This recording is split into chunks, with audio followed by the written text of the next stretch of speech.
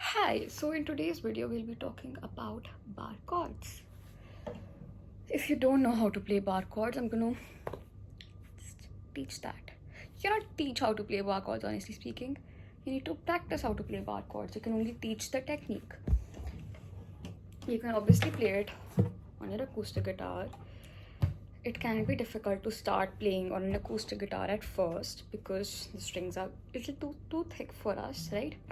And if the action of your guitar is too high, then I'm so sorry for your fingers. But yeah, so if the action is too high, you can just use a capo and practice it first with the capo on. Or if you want to make it a little simpler for yourself, you can always play it on an electric guitar because the strings are a little thinner, so it's easier for us to play on an electric guitar. When I started to learn how to play bar chords, I learned on my acoustic guitar and the action was too high and my hands were begging for forgiveness. But yeah, my guitar instructor, he used to make us sit for an hour just holding the chord like this until we got it right. So yeah, it just needs practice, and that used to be our homework too. We used to just sit there holding the chord. So I'm going to just briefly teach how to practice holding a bar chord, and then we can move on and talk theory a little bit. It's not too much theoretical, but yeah. So what you need to do is basically pinch it. Put your thumb on the back. And what we need to do is not press from this side. We will never ever play a bar chord from this side of our finger. We always use this side, the edge of our finger, of the index finger, right? So let's play an F major chord. Now I will also talk about the theory behind this after this, but yeah, put your thumb, the bar, and F major chord.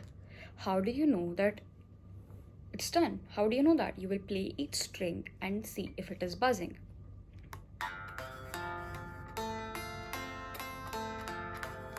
Just randomly play the strings, and if it's buzzing, then you need to press harder. Yeah. And you just need to just practice that until you get it right. After you think that you can hold a bar chord, it's done for you, you can hold it. Then you need to start learning how to switch the chords, right, while playing a chord progression. So for that, just play random chords and put a bar chord in between. Just keep on switching according to your mind. Just go on. Try something else.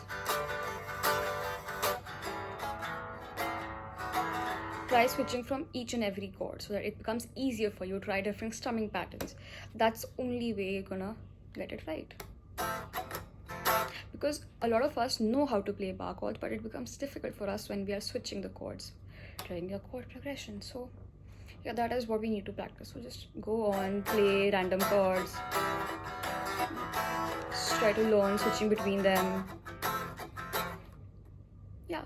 And why do we need to learn bar chords now? See, I know they look cool, but it just becomes easier for you to learn chords.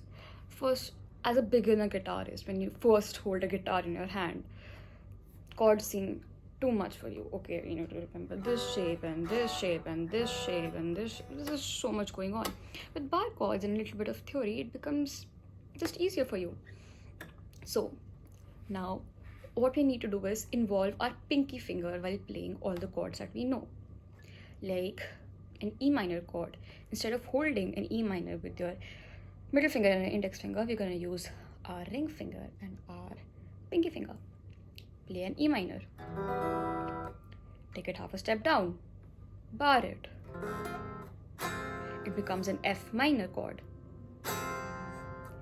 Play an E major chord. Take it down half a step. Bar it. It becomes an F major chord. And that's it. If you don't know the chromatic scale, you can obviously first look at that, and then I will put a chromatic scale here, somewhere here. Yeah. And if you know that, then it's done for you. Play an A minor chord, but instead now use your pinky.